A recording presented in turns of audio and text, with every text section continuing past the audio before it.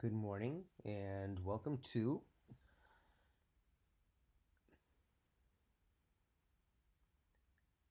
I don't know how to start this video. Hi, my name is Mark Damaris and I would like to show you what I do for general post-production workflow using Capture One and Camera Raw files.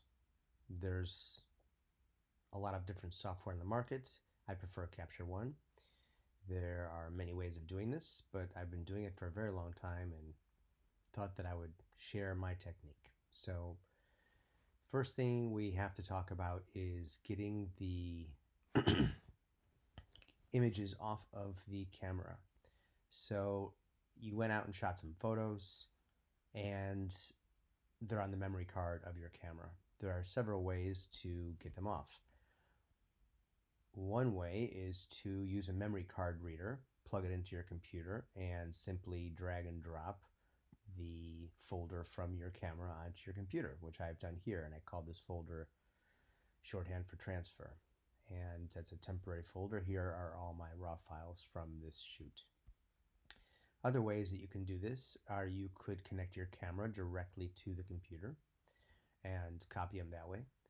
Other way is to launch Capture One first and create a session, which we'll talk about in a moment, and import the photos directly from your camera into Capture One's session with your camera connected. Or you could do the same thing with a memory card connected. So you didn't copy them yet to your computer, but you're going to kind of import them directly into Capture One. So I didn't do any of that. I prefer simplicity and speed. I love Capture One, but the import screen where you import images from a memory card via reader or connected camera seems a little clunky, overcomplicated, and a little slow. Similarly, if you connect your computer to your camera with a cable, it also seems to run a little bit slow. The card reader is just the simplest and easiest way. So that's what I did here. But just to let you know, there are different ways of getting the images from your camera memory card into Capture One. So we've parked them in this little temporary folder. So the next thing we're going to do is launch Capture One. We are going to create a Capture One session. Capture One allows you to work on photography collections in two ways: sessions or catalogs. The first big player in raw file workflow software was Adobe, and they created Adobe's Lightroom. That was, well, first. I don't know if it was the first, but it was the first widely adopted one. Capture One at the time was exclusively for owners of Phase One cameras, Phase One being the parent company of Capture One. And they developed this raw workflow software just for their own cameras, but now it's available to everyone and it's extremely good. So sessions versus catalogs. Here you can see we can do a new catalog or a new session, and you can do that also up here, new catalog, new session. A catalog is like what Lightroom does. It allows you to put multiple shoots in one file system. A session is designed for just one photo shoot. And when I say photo shoot, don't worry if you are not a professional and if you're an enthusiast. Treat each thing you do like a photo shoot. So Thanksgiving dinner at your parents' house, you shot 50 frames, and that's a photo shoot. And then the next day you took a walk around and took some pictures of architecture while you were exploring the city. That's a photo shoot. Then you went someplace on vacation, on and on and on. So each one of these could be subdivided into its own Capture One session. So we're going to create a session. And if you want, I'll talk a little bit more about catalogs versus sessions. In fact, you could probably find something like that on YouTube already, and maybe it goes much deeper than I will, but I greatly prefer sessions. It's almost like having a bunch of shoe boxes on your shelf, and each shoebox has a bunch of negatives from your photo shoot, and they're not all mixed together. Now, there is some wisdom for mixing them all together in the sense that it might be easier to browse all of the photographs you've taken throughout your whole life, but it very quickly becomes unwieldy and the files become really large, and storage is an issue. I just don't like catalogs. So And by the way, I used catalogs for years with Lightroom. So anyway, new session, and then we'll move on. So I'm going to click new session. Now here I could tell the name of the session folder and choose where it's going to go. Before we do that, I want to show you a little bit about naming conventions. So these pictures, these images here are given the file name that the camera gives this file automatically. I didn't choose this. So in fact, I did customize it a little bit. T2 is, I have two of the same camera, so I customized the way that the camera makes these image file names. So I have T2 and T1, so I can separate the cameras. But that's beside the point. It's still a camera-derived file name. And notice this serial number 9671. So in 300 and some odd images, it's going to start back at 0. So eventually, you're going to have file names that are the same throughout your collection of photography. Not to mention, when you look at this file name, it means nothing to you. So you can't even say, oh gosh, where did I shoot that or when? So we're going to give it a proper naming convention. So let me explain what I do. Look at this second and third folder. Skip the first one. That doesn't follow the naming convention. These are both jobs that I did for clients, but I do the exact same naming convention for all my personal work or any work I shoot. The first number is a 5-digit date code. The second number is a 3-digit or 3-letter location code, followed by a brief description. So the date code. The date code is the Julian calendar date. So what does that mean? Most people are not aware of this, but there's a great way of displaying the date. I like this website, Julian Date Converter, because it always gives me the latest and up-to-date Julian date. Although it looks like their website's moving a little bit slowly. We'll come back in a second. So here's what it is. The first 2 digits are the year, so obviously 2024. The next 3 digits, totaling 5, is the consecutive number of the year. So this Whinstone shoot began on the 323rd day. Now, do I know exactly what date that is? Well, I could look it up, but usually I don't need to know what exact date it is. I can just see that this was shot in 2024 towards the end of the year. Good enough, at least to jog my memory of what I'm looking at. The next, why do I do this? If you use letters like letters for the month, it's going to screw up the consecutive order on your computer because the computer is going to put the April before the January or something like that. If you use numbers like 24-02-22 for like February 22nd, you could do that. It's just a little clunkier, a little bigger. And this one is kind of streamlined. So I like it.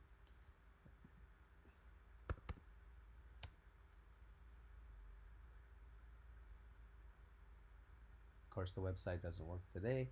Let's just type in another one. Julian date today.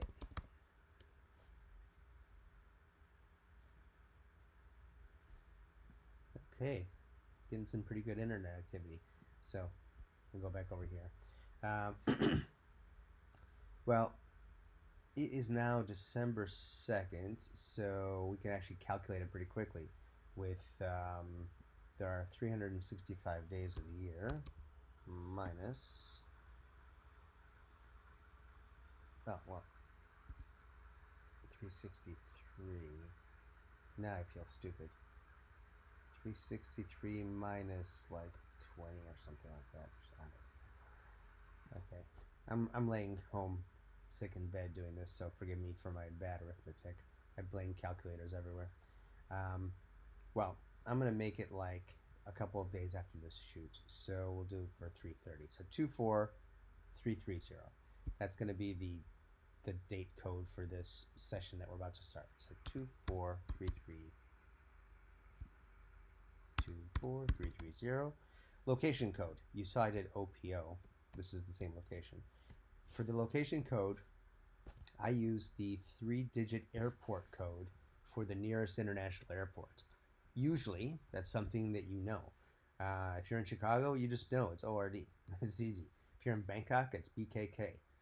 If you're in Paris, it's CDG. So if you're a traveler, it's very easy. If you're not a traveler, you just ask Google to tell you the nearest airport code to, you know, Bilbao, Spain, and you'll get it. The nice thing about that, it gives you the location in just 3 letters, and they're quite standardized throughout the world. So this is the date code and location code. And now a little bit of a description. This is Gloria's 95th birthday. That is my wife's grandmother. Now, if you're using a Mac, pay attention to where you're going to put this. We'll talk more about storage later and like archival storage and where you should keep your entire collection of photography. But if, like me, you use the iCloud to back up your desktop, if you put this on the desktop and you start putting all your pictures in there, it's going to immediately start trying to back it up to the cloud, which is stupid because you're going to delete half those pictures anyway, and they're not ready to be backed up to the cloud. So what I did is I created a little folder, and I put it over here in my home folder called Shoots and Current. And Shoots and Current is things that I'm working on that I have on my laptop, but I don't necessarily want iCloud to start uploading. So I'm going to put this session folder into Shoots and Current. You click OK, and it opens the session. Now, there's nothing in the session yet. This is just the user interface. So now, as I mentioned before, I don't like putting in the photos into the session by using the import button because I find it clunky and overcomplicated, but you can absolutely use it. I'm sure it's great. So let me show you how I do it. Here is the session, Gloria's 95th birthday. And inside the session folder, so this is what a session looks like in your computer finder in the Mac OS, you have this file right here, which is the database file. This is the file that keeps track of everything you do. This one is the captures. These are the photos. Nothing in there yet. Output, that's when you output non-RAW files, JPEGs, TIFFs, what have you. Selects is if you move some of the best pictures into a dedicated folder. I tend not to do that, and I'll show you why later. And then the trash. The session trash stores everything you delete until you empty the trash folder. So if you delete something by mistake, it didn't leave your computer yet. So that's the folder system within the sessions. So since we need to get our pictures from our camera into the session, and we made the session, we already transferred the pictures, I'm just going to go in here, select all, Command-C to copy, and I'm going to go back up to that session, click on Capture, and then I'm going to do Option-Command-V to move, not to paste, but to move, and boom, they're in. So that's the end of that. So now I come back over here, and let's look at the interface. Here are our session folders. We saw Capture, Selects, Output, and Trash a moment ago. So I'm just going to tap on Capture, and here they are. Now you can see there's some things happening. So this little progress bar or slider bar is sliding up because more pictures are being entered into this environment. Here you can see it's loading the pictures, and here you can see some activity happening that says generated 35 out of 340 previews, 2 minutes left, so on and so on. So Capture One is now making sense of what's there. Now over here it stopped adding, so it's got all 345 pictures, and this is probably still generating the previews. Now, if you start messing with this before the preview generation is complete, it's absolutely fine.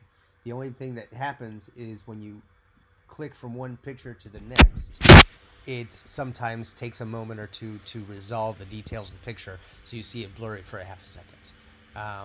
So I'm just going to close this progress thing. It's still doing its thing. And here we have all of our images. So what are we supposed to do now? We have a Capture One session. We have all of these images in here. And what's the whole point of post-production? A couple of things to start. First of all, I mentioned before, these file names are arbitrary. Now, we did give the session a good name, but we didn't give the images their good names just yet. So what I'm going to do is do that now. So I'm going to click on the first image. I'm going to do Command A to select all. So now with all of the images selected, I'm going to go to Image, Batch, Rename Images. And I've made a little recipe here to create a format which matches in a certain way my naming convention for the sessions. So in this case, this is 24330 is the job name. So I'm just going to go in here and just change this job name to 24330. And it is OPO, so that's good.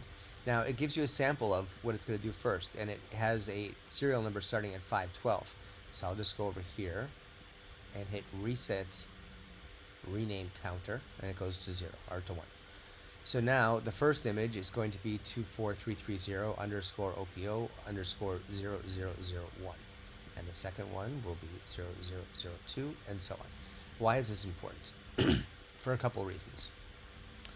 You might send this picture to your mother, and she might next year call you back and say, hey, that picture you sent of grandma, I would love you to make a print of that.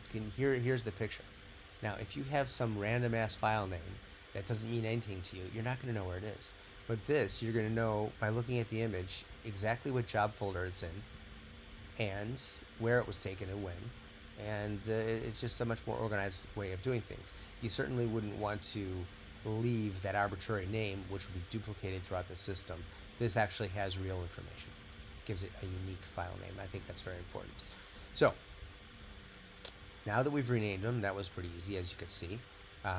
We could start the post-production process. So, these are all raw files, which means that they could definitely benefit from a little adjustment. And there's a million ways to do this. One of the things that we could do in the beginning is check out our white balance. Now, white balance is one of the most important benefits of shooting raw files. So this was obviously shot in a room with lamplight, and the color of lamplight compared to daylight, for example, is quite different. So I suppose I should give you a little brief tour of the interface. So we're gonna make our way over to white balance in just a moment, but let's just explore this interface for a couple of seconds. Here are the main tabs across with the different groups of functions that the software performs. Along top is kind of a customizable toolbar. You can put all kinds of stuff that you use there, whatever. In here, these are actual tools that they're called cursor tools. It's what your mouse is doing. So, for example, this one is a loop. If I put this, over this opens eye and click on it, you could see a 100% zoom in of those areas for checking whatever you want to check. So there's various tools up here. So I'm going to go back just to the pointer. Tether is for primarily studio shooting when you connect your camera to your computer, and when you take pictures with your camera, they end up being directly imported into a Capture One session. That's kind of a professional studio thing. It doesn't have to be studio, but it's just a professional workflow. I use it all the time in the studio, but not in the field so much. We'll skip shape and style for now and go to adjust. Adjust is the main area where you're going to make adjustments. So in here we have white balance. Now I could tell by looking at this that on my camera, because the default white balance is what the camera shot it at, was 3,199, basically 3,200. So given that this was just the only day anyway, just the other day, I do recall that I put this camera on tungsten white balance. Tungsten meaning that it has a color temperature quite good for lamplight. So you can see if I would have put this on daylight, by the way, in the camera, if I shot this in daylight, it would look like that. Super orange, overly warm. And if I put it in cloudy mode, it would be even warmer, and shade would be even warmer, and so on and so on. Now, if I put it on tungsten. Tungsten matches the kind of light that was in the room, so it's a very good white balance to choose or a good starting point. Well, what happens if you didn't shoot raw files? Because we didn't talk about raw versus JPEG yet, but if you did not shoot raw files and you accidentally had your camera on cloudy, you would have been getting JPEGs without the adjustability of a raw file that have this crazy color baked into them. And while you could do something to mitigate it, you wouldn't be able to adjust it nearly as much as you can adjust a raw file, and your picture would be crappy. So let's just put this back to the way it was shot, and let's see if we think the camera's white balance setting is perfect. So one of the things I like to do is hit this little magic wand and just see what Capture One wants to do with it. By the way, Capture One is not always correct. By the way, look at this. Look at the daylight out here. See how cold it is?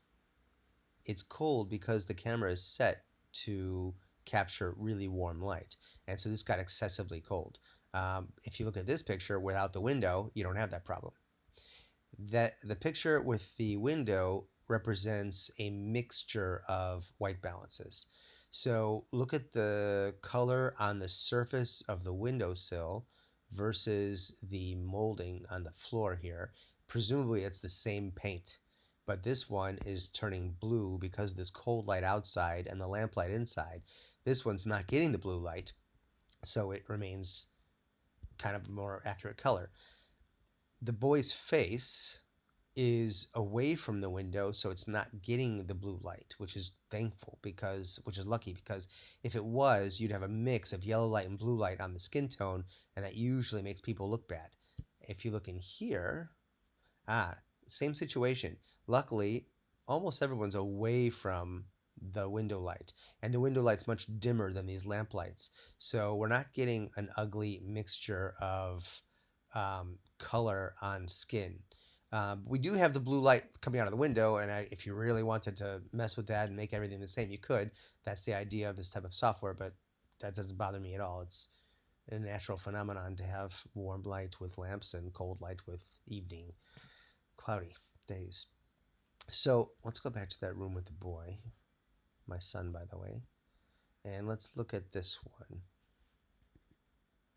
Okay, so what's the point of post-production? Why are we shooting raw files?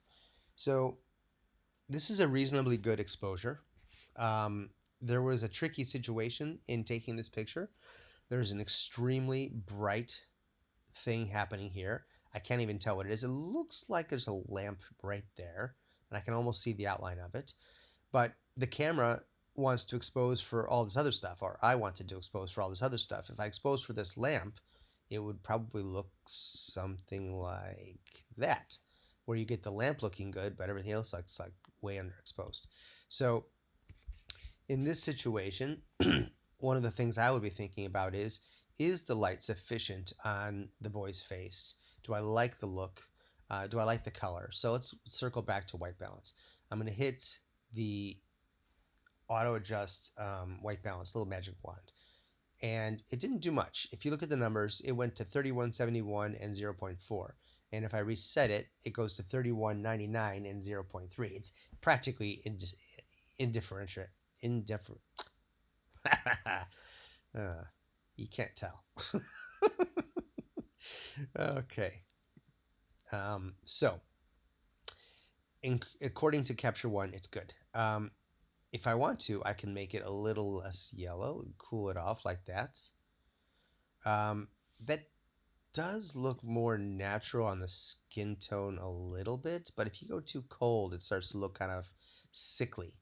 And it doesn't look like it looked in the room, that's for sure. So I could switch back to shot, but I still feel this is a tiny bit on the warm side. So I'm going to go in here and just reduce the color temperature a little bit. So color temperature is measured in Kelvin, which is a temperature scale, but it also is used for describing the color of white in scenarios. So if I click in this little box, I can just hit the down arrow on my computer's keyboard, and I'm just going down a little bit. I want to keep it warm, but it might have been too warm. for my taste. So maybe that's better. The tint is the shift from green to magenta. I'm going to hold down the shift key on my keyboard and then hit down and up. So watch this. I'm going to hit down and do a dramatic shift towards green. And then I'm going to do a dramatic shift towards magenta. And then I'm going to double click on it to reset it back to where it was originally. Honestly, it looks great. This is not shifting towards the magenta by any meaningful amount, nor is it shifting to the green.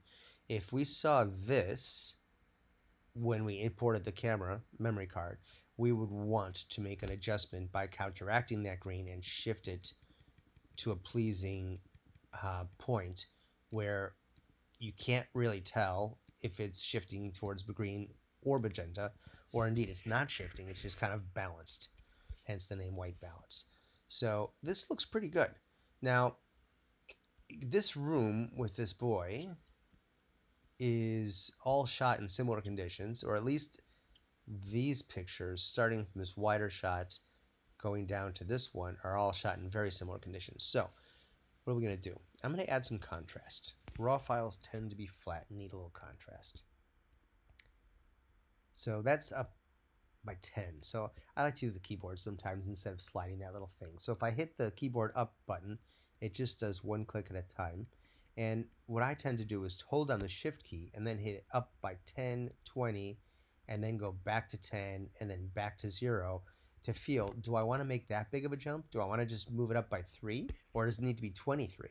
So I like to see it quickly. And I think maybe like 6 or 7 looks pretty good. Just blacken those blacks a little bit. Now the highlight control will take any of these bright areas and lower them. So if I crank this down, we're going to get that lamp back a little bit. But that lamp is so blown that we don't get a pleasing situation from it. There's a limit to what even a raw file could handle in terms of highlight recovery. And in this picture, that lamp is so overexposed that even when we try to recover it, it starts looking kind of crappy. Look, there's like no color information in there. We got little blue blobs and, it's not looking good. Doesn't help that we shot this at ISO 10,000. So that's a very high ISO. So the image quality at really high ISO, the dynamic range at really high ISO is compromised. So I really don't have a problem with that. I think that looks fine. I think now I'm going to apply this contrast setting and white balance setting to the rest of them from the same room. So if I select the other pictures from the same room, there they are, all selected, and then the one that I worked on, which I think was this one. So that one is the main selected image. You can see how this one's got a thin white line and this one's got a thick white line. This is the one that we're copying from, and these are the ones that we're copying to. So I'm going to go over here and I'm going to match the white balance. So I'm just going to click on this.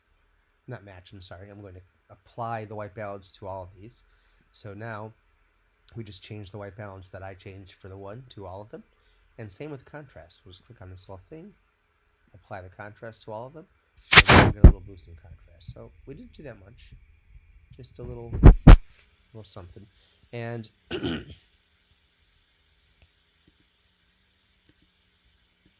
and that is how you might consider to adjust some white balance. Now, before we go into adjusting all these pictures, we should kill the duds. Look at this. This group here, how many shots are exactly the same? Quite a few. So this group here, you got 4. This one you've got 6. Then you got 3. Then you got a bunch. Here you got 4, 4, and so on. Now we don't need that quantity. This is not some situation where each one of these shots is so dramatically different.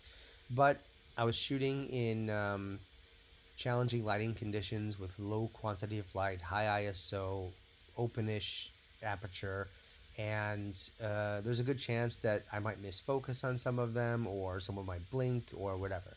So So we're going to go through and look for the best images. So how do we do this? There's a lot of philosophies of how to do this. One way is to simply start at the top, put your right hand controlling the arrows in the bottom right of your keyboard, and you can just click on through and go back and forth and see, okay, is there one of these four that really rises to the top? So like in this case, here she has, the girl in the foreground has a weird mouth, but the one after, she does not have a weird mouth. So let's go to the weird mouth and delete it. So I just hit the delete key. Now, there was also a couple pictures before that. So the old lady, the grandmother, is smiling nicely. Now she's looking at her granddaughter. And now she's also looking at her granddaughter. Then we have the people in the background. You can check out their smiles, their facial expressions. So which one do we choose? So we have Gloria looking off to the left a little bit, now looking at the granddaughter, and now looking at the granddaughter smiling. I think looking at the granddaughter I don't like so much, so delete. But these two, maybe I'll keep. Gloria looking nice, and then Gloria looking at the granddaughter with the granddaughter smiling. Let's move on to the next one. And so it's the same situation. Now here, we have a very weird mouth position on this girl. And then she's looking away. And then this woman in the foreground is not looking good there. Or there. But better there.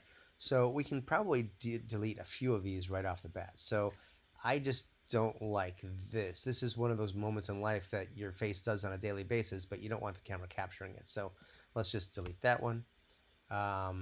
This one we can leave for a moment. That we can leave for a moment. This one, the girl in the foreground, delete. Also, then she's looking better.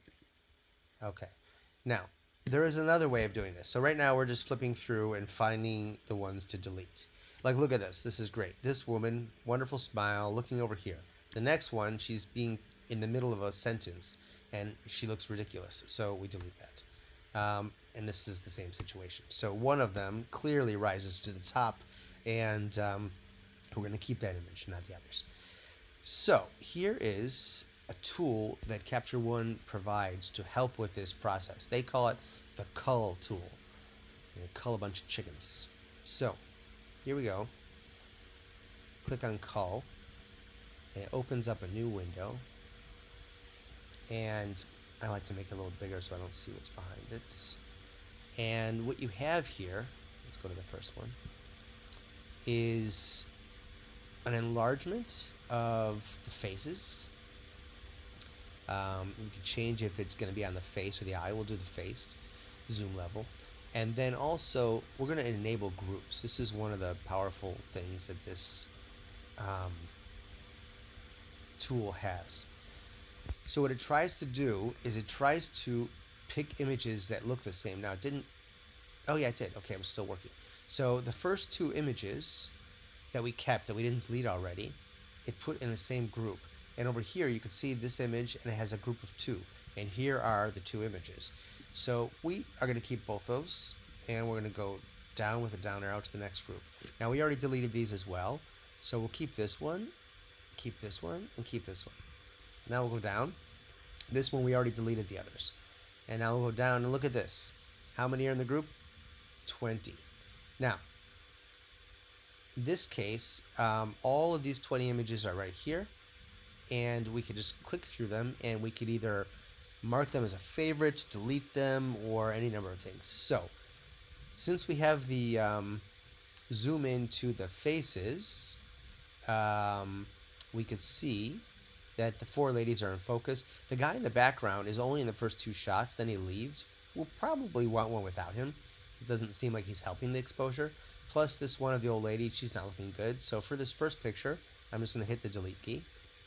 And now we're in the second one. Look at the first lady is not looking properly. Delete. Now, this one has a bad face. Got his head intersecting with her face. She's looking down. Delete. Okay. Getting better, although I don't like that face right there behind her face. That's better. not good here. So delete, delete. Okay, so now I'm getting nervous. I hope there's better ones. That's why you shoot 20. There we go. Okay, funny arm position, but good face, good face, good face. These are the first ones that are really good. So, and in this one, I went back. This one, the grandmother is not looking great. So I'm going to delete that. This is the first one I like. Next one, grandmother's eyes are closed. Delete. Next one. Third woman looks a little goofy. Delete. Okay, now this one, they all look fantastic. And the hand position on my wife is much better than it was in this one with the floating hand, but we'll keep them both for now. Next one. Silly, goofy face, but we don't always delete silly, goofy faces. This has got a little funny thing happening. Grandmother's eyes are looking over her and she's being silly. Maybe we'll have a use for it. It's next. Now, she's looking a little squinty and grandmother's looking away, so delete. Grandmother looks better in the previous images. Delete. Closed eyes and the woman in the fourth position. This one again is good. Skip it with the arrow key. This one's good. And then this one, the shot is over, but I took a few other shots, but this one doesn't really work. Nor does this one.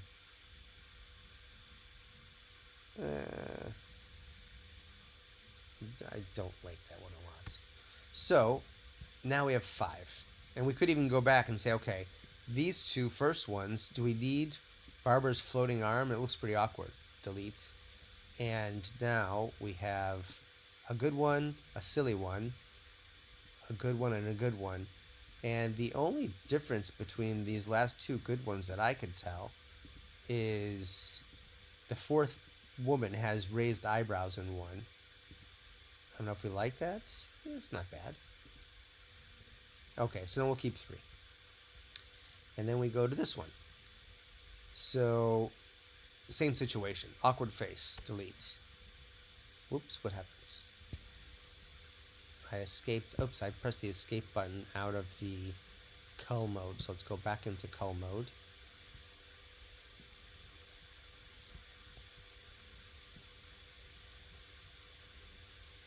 And we can see bad face. Not great.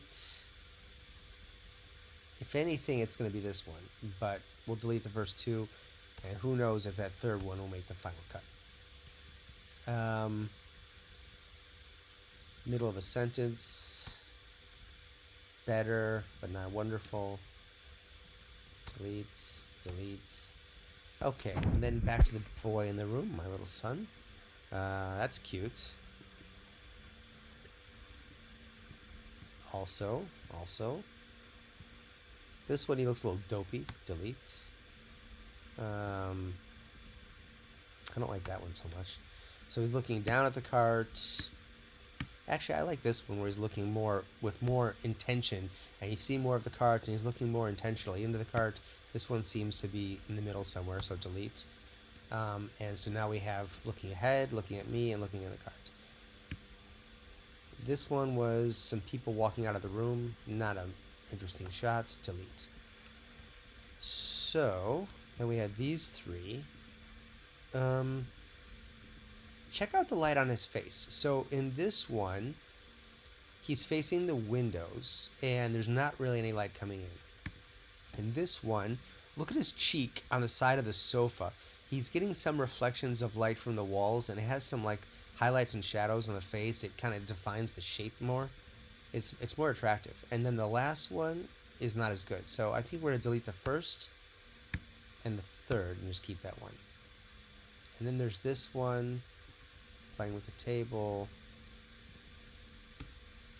Kill the first one.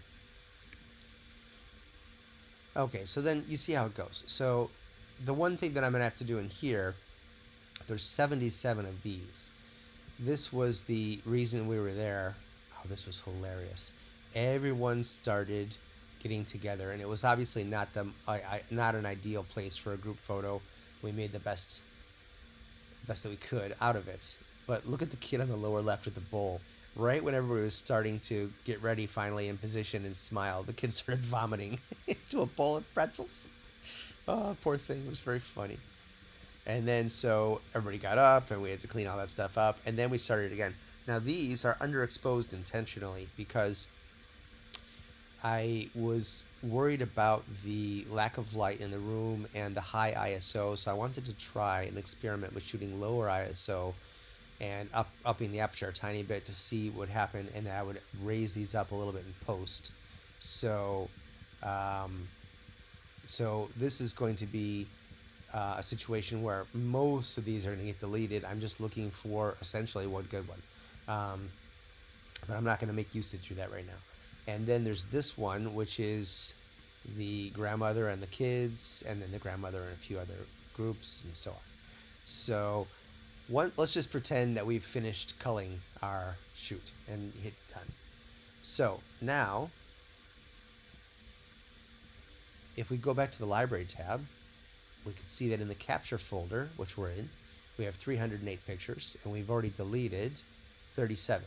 But we're probably going to end up with, 100 max, maybe less. So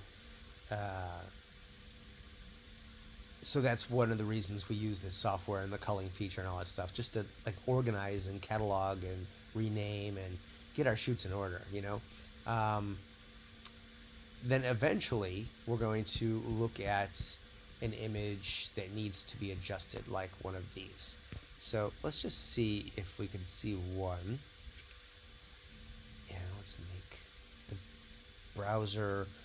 So this is the browser, this section with the thumbnails. This is the viewer, and this is the tool area.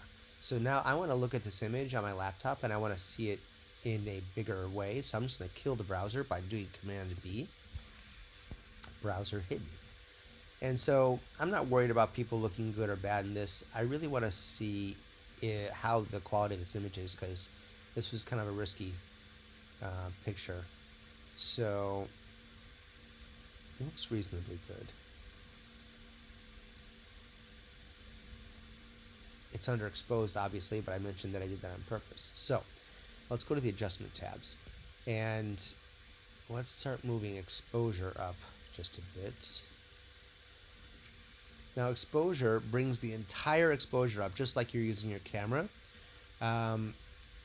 Brightness brings the midtones up and tries to leave the shadows and the highlights alone.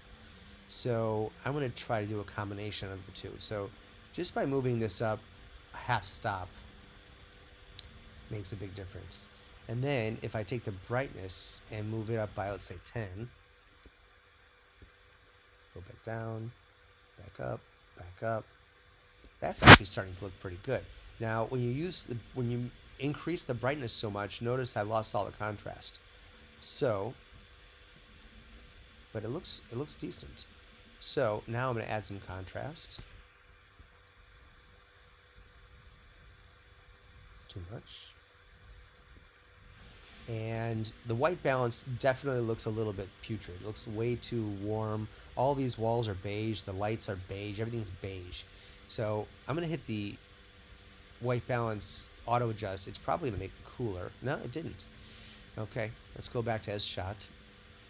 And what did I do in the room with my son? I brought it down to like 27 or 2800. So now this one, when I come down to 2800, looks a little greenish. So I'm going to come in here and boost the magenta tiny bit. I'm going to add some more contrast. And I'm going to crop this because this picture has kind of ridiculous framing, because I didn't have a tripod. I didn't have a good vantage point. I set my camera on top of a dresser or a sideboard table or something, and I did not have a zoom lens. I had a prime lens, 28mm, so it is what it is. So that's why we have cropping tools. So I'm going to just take this and crop this down. We don't need all that extra ceiling. And here we have a lot of extra floor, and we have this huge bright lamp. If we can minimize that, that's going to be nice. So I wonder if I should keep this wall on the right, or it doesn't need it at all. If I just go here, That's looking better. Not terrible. Now, when we look for the ones that are going to make the cut, we're going to try and find ones where, like, this guy is shifted over a little bit. Hopefully, we have one. I don't know. But if I click the before and after, that was before, that's after. And that's going to be about it for this first lesson. I'm going to do another lesson where I talk about what to do next and all that kind of stuff. But I wanted to use this just to get you to the point where you can look at these basic tools: white balance, exposure, um, high dynamic range, and get a feel for what the software could do. Um, and then there's a lot of heavier duty stuff that you can do. But one of the things that you could do is you could do a style. So these are styles that I paid for, which are film emulations, and they're pretty cool. So, portrait, let's see. Trying to find one that's going to work well with this image. I wonder what it looks like in black and white. Because sometimes when the color is ugly, you can just go black and white and eliminate the ugly color, which actually I greatly prefer this in black and white. Okay, so now I'm going to go back to my adjustments, and I'm going to adjust the brightness or the exposure a bit more to get the skin tones to come up a bit more.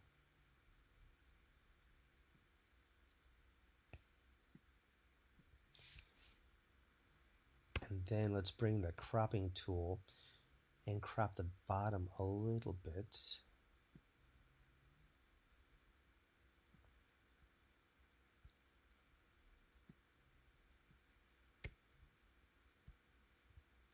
That's starting to be a decent family photograph.